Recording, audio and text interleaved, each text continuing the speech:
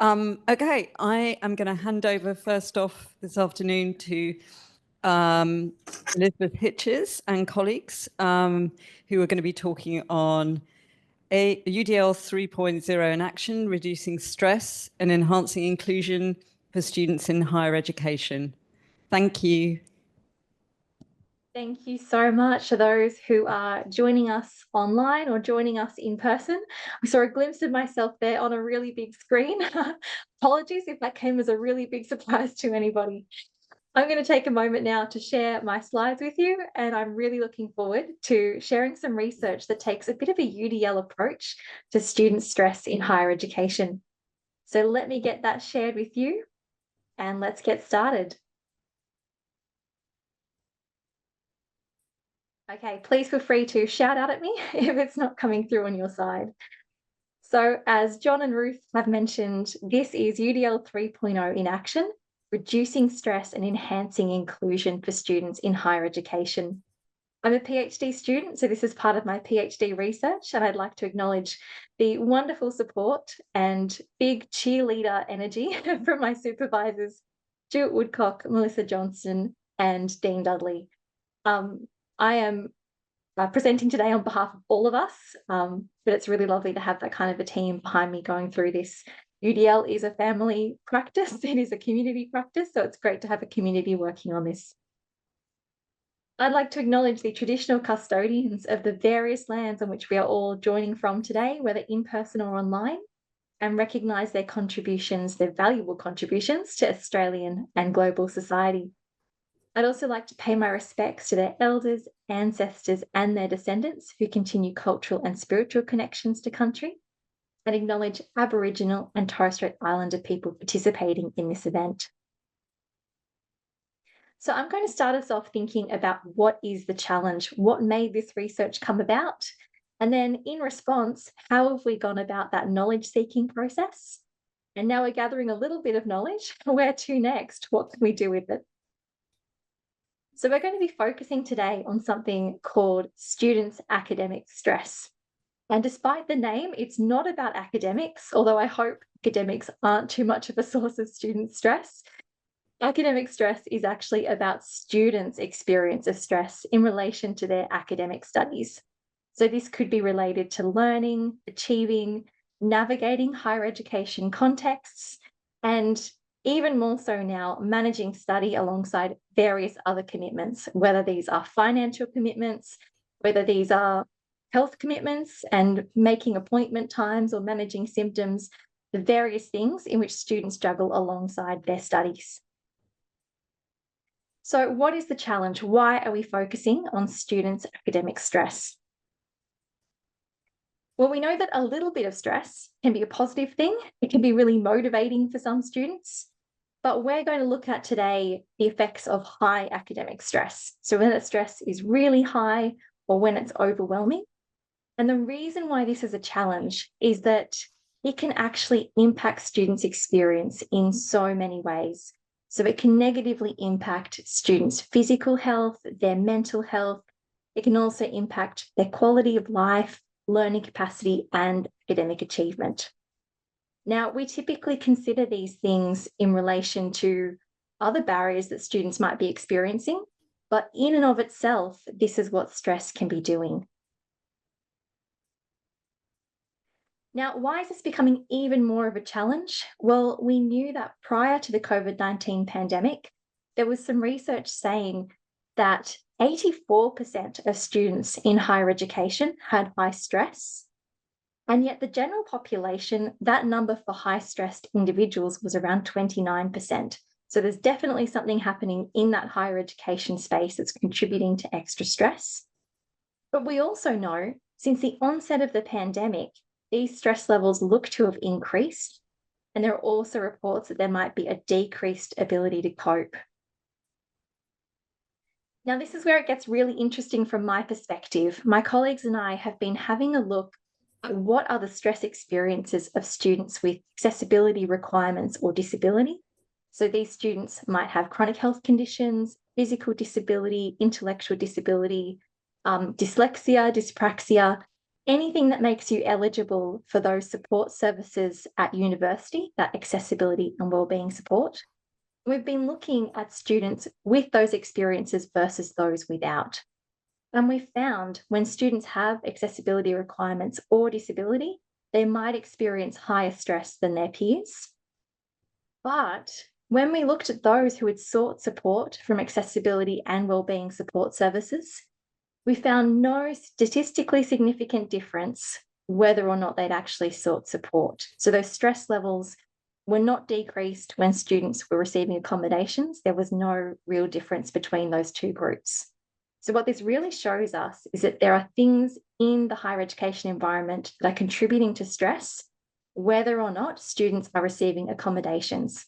So accommodations are not enough to reduce those stresses. Now, interestingly, we know very little about students who don't reach out to accessibility or wellbeing support services, because those who aren't registered with those services are often not picked up in the research studies. Or we might have students who don't feel comfortable disclosing these experiences or may not identify with terms like disability. And when a study asks for those participants, they don't feel comfortable being part of that study. So we have a group that we know very little about, and we really need to understand more about what they're going through. So this is where the knowledge seeking has really come about. And this particular project takes 3 different stages. So the first stage, we were looking at what is available in higher education to reduce stress. And we actually found very little when students experience disability or chronic health conditions or other accessibility requirements. And unsurprisingly, a UDL approach to those stress reduction initiatives was definitely lacking. And so we've gone about our information gathering phase, understanding students' academic stress, listening to their voices, their perspectives, their experiences, and trying to work out what is contributing to this stress, and then view it through a UDL lens. And this is what I'm going to be bringing to you today, some data collection that we've had from that and some examples where this might align to UDL. And now we're currently in a co-design phase. I'm going to talk a little bit more about that at the end. So today we're going to have a look at students' voices through the lens of UDL. And one of the questions we asked students was, what is contributing to academic stress? And then what themes came out of that, we've then viewed against the UDL 3.0 guidelines. Now, because today assessment is such a key part of our symposium, we're going to focus in a little bit on the assessment perspectives that have been shared, and also some that relate to participation. But starting with assessment, we didn't ask students specifically about assessment. We asked what is contributing to your experience of stress, and assessment is a key thing that has come up. And so we can see there are particular stresses related to a lack of engagement, or where those considerations for engagement aren't quite embedded. So I'm going to move my Zoom screen out of the way so I can see this quote. I'm going to read to you a few of the quotes from these students. So we have a student who says, there was not any feedback on my assessment, just a mark. I emailed the subject coordinator, and the response I got was that if I wanted a remark, which I didn't, I just wanted to know how I could improve for part 2, then this could reduce my mark. These things may seem small, but when combined, they feel huge. So what this is really speaking to is that engagement principle, and that perhaps action-oriented feedback is absent or inconsistent, and this is contributing to student stress.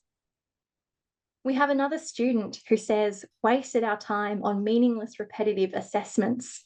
Now keep in mind, we didn't ask specifically about assessment, but this is something front of mind that's contributing to their stress. So we see here the relevance, the value and authenticity of the assessments may not be being optimized, might actually be contributing to student stress levels, which was quite unexpected for me. I didn't think that would be a source of stress. Now, there were also some barriers to representation within assessments. So students might say, assessment details are unclear and ambiguous, requiring reading between the lines or winging it.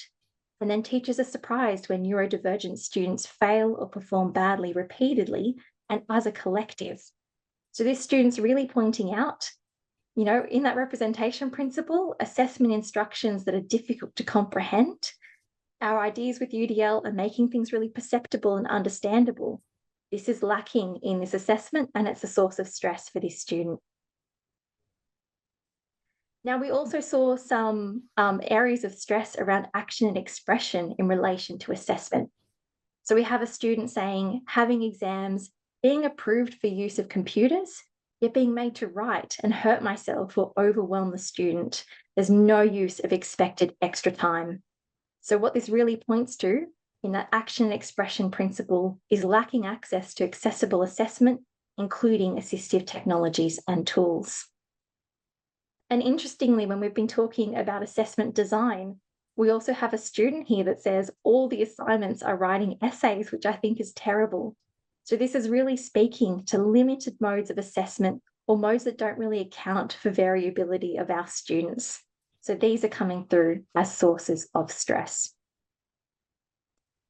Now, when we take these academic related stresses and we lay them out against a UDL lens, I find this quite empowering because I feel like we can see what might be lacking in the assessments that are contributing to stress. And with the UDL framework, we know how to do something about it. So in terms of engagement, currently students are lacking action-oriented feedback or finding the relevance, value, and authenticity are not really there in those assessments. We know how to do something about that. In terms of representation, when assessment instructions are difficult to comprehend, we know how to do something about that as well. With action and expression, where students are lacking access to accessible assessment, where there are limited modes of assessment or modes that account for variability, we also can do things through the UDL lens to hopefully reduce those stresses for students. Now, I'd like to take a look at another theme that came out, which is participation. And I think this is one that many of us will be able to apply to our own contexts. So in terms of engagement and very relevant to that UDL 3.0, welcoming interests, welcoming identities, we actually have a student who's encountered a barrier to this. So they say, being a mature age student, I feel quite isolated and don't fit in or belong due to my age. When it comes to group assessments, I'm very worried about not finding a group to join. So this and other students are finding themselves lacking that connection at university, lacking that sense of belonging. And that for them is really contributing to that stressful experience. In terms of participation and barriers to representation, we have many students saying, I find it hard to focus. Reading 30 pages is frustrating. So a lot of them are readings that don't have defined points and no conclusion to the questions or issues that arises. My attention span is taking a toll. This came out across students with and without disability. It was a really key point. So we see here, we've got representation, and we're really thinking about how options for perception are not really being optimized. Now, we also have this happening in terms of the way the information's being presented. So a student mentions here, the lack of accessible course content has been an ongoing issue for me. White backgrounds on everything, no closed captions on lectures with poor sound quality, meant I could not access course content. So for students like this student, the source of stress is really having information presented in inaccessible ways. Now, in terms of action and expression, we have this happening in a couple of different ways. And one of them left. So I think someone might be unmuted there, but if I am out of time, please shout out at me. We've got 5 more minutes, sorry. Oh, thank you. Thanks so much. So in terms of action and expression, we have students talking about the mode of their participation. So students saying, not being offered online tutorials work better for me with my disabilities, and I got much better grades without going into campus and getting sick as much. And this student mentions the reason it worked for them: more time for hospital appointments where I could watch the tutorial whilst getting treatment, whereas on campus, the distance, parking, walking to class, dealing with the social stress and actively participating with stresses of other students attending unwell, too overwhelming. So thinking about the attendance modes not aligning with students' needs. And interestingly, we also think about that physical accessibility as well. So students saying desks and tables are constantly changing, the layout's changing every week, can be very stressful for an autistic person. So how do we make sure those physical spaces are accessible? Again, we can map this to the UDL guidelines. And with each of those aspects that I've just mentioned on the previous slides, we have suggestions from those considerations in the UDL guidelines that can help us think about how we reduce these stresses. These stresses, I feel, are not essential to that learning experience. I think these are unnecessary stresses, and these are things we can do something about. In terms of the impact, I'd just like to reiterate what the impacts really are. So we have students mentioning impacts on their health. So students saying they actually experience headaches or poor sleep, that their well-being can be impacted, and even isolating from friends and family to concentrate on their studies, which then causes that academic stress to have no other positive outlets or influences, and it increases that stress level. So we're definitely hearing from students there can be very profound impacts on their health. In terms of motivation, that there can be positive benefits. It can motivate students, but it can also motivate them in the way of just giving up, so demotivating them. Interestingly, we also had a number of students talk about depth of learning, that it's making them focus on assessment tasks and not on deep learning. So the more stress they're getting, the more it's just focusing on ticking off those tasks and not engaging deeply. And it's also impacting students' achievement. They can sometimes shut down when that stress gets too high, and that impacts on their grades. So what can we each take away from this? Well, we can see there are many different stresses that might be contributing to student stress in higher education, and that there can also be some significant health and learning impacts. But I think what's really empowering for all of us here is that some of these stresses might be very unnecessary. We don't want inaccessible educational materials. We don't want inaccessible experiences. We can take UDL-informed actions and possibly have a positive impact on students' stress levels. And I think that's quite exciting and is a great opportunity for us to explore. So what next? Well, we are in a co-design stage. We've been co-designing with students and we're now co-designing with staff, thinking about what can we put in place preventatively and also reactively to really reduce high levels of stress through a UDL lens. So if this sounds interesting to you, if you're a staff member in accessibility or wellbeing, please reach out. Feel free to be a part of it, or even feel free to share the flyer. Even though the student section has closed for now, I will very willingly open up that section if there are any students here who are interested in being a part of it. I'd love to hear your perspective. And you can reach out to me at any time. My email is e.hitches, that's HITCHES, @uq.edu.au. And you can also reach me via LinkedIn. I will drop those links into the chat, and there's also a QR code on screen, which I'll leave up. Thank you so much, Elizabeth. That was great. So interesting. And thank you. So many issues that could benefit from the UDL framework. I'm just going to have a look at the Slido and see what questions we've got. The first one is, I love the way you refer directly to the UDL guidelines. Do you have a favorite guideline or consideration for reducing stress? Oh, I love that question. So I think what my favorite is could probably differ from what might be coming out of the student data. So with students, we're seeing even students' own expectations of themselves can be a source of stress. So building confidence might be a great one to counteract those stress levels. But for me, one of my favorites to think about at the moment is that idea of joy, because I think that what really reduced stress during my journey was finding joy in that learning experience. And that's what helps to prompt and motivate me. So I would love to take that lens on joy into the higher education space and see, can we make these learning experiences so engaging, so motivating, and such a counterbalance to the stresses of the world and of the other courses that students might be in, that being part of that classroom environment is a pleasure. They enjoy turning up to classes or engaging with that information. And rather than being stressed about that experience, they feel included and really part of that experience from the start. So joy is what I'm aiming for, and I'd love to explicitly plan for that. I'm working on it. I love that. Such a pedagogy of joy. That's such a good idea. Another question here. For every student needing to reduce their stress, the opposite could also be true, i.e. a student can't concentrate with the white backgrounds, but another may find colour backgrounds hard. The student may not cope with changes in environment, but other needs change to concentrate. How can we cater for all? That is a brilliant question and a brilliant one to really advocate for UDL. We can think about the idea around representation and options for perception. So whilst a background might work for one student, the opposite background might work for another.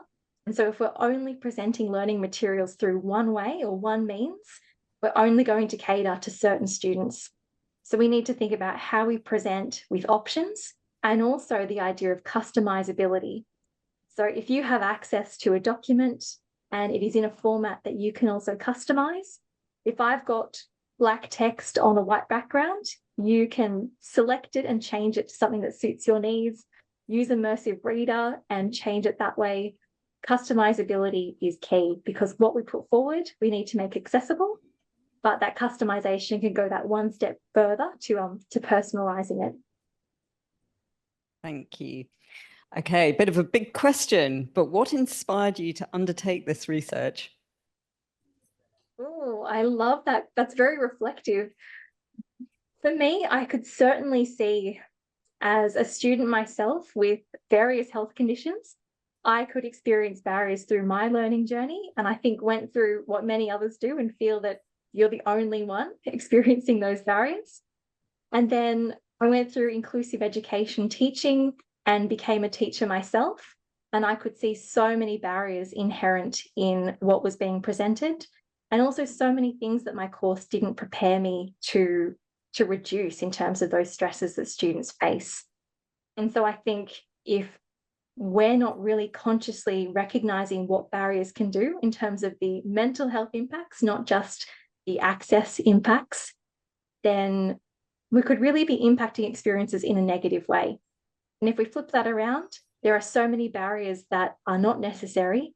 And with tweaks and with universal design, we could have really positive impacts on students' experience because everybody should have access, everyone should feel like they belong, and everyone should experience that joy in that learning experience. Thank you. Yeah. And I mean, that's the great thing about universal design for learning is that there are those plus ones you can do that can make it so much better for everybody. I think this will be the last question. That was really illuminating, but also troubling. Will the larger project propose solutions to some of these problems? Absolutely. And we picked out just two main themes that were coming through there, assessment and participation.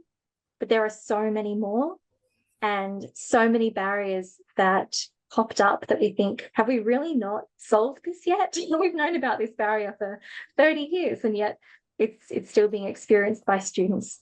So we're really hoping to put together recommendations. We're also very cognitive of the environment that we're in at the moment. A number of staff are experiencing stress themselves. We have aspects that aren't workloaded into staff workloads. We have staff under really huge time pressure and very competitive academic environments, redundancies happening. So finding ways to be really cognizant of with everybody's experience and how we can support everyone to make UDL happen and make everybody have that positive experience as well, staff and students alike. Okay, thank you so much. And we will watch this space to see when your report comes out. Thank you so much, Elizabeth. It was wonderful to your study. Thank you. Really appreciate it.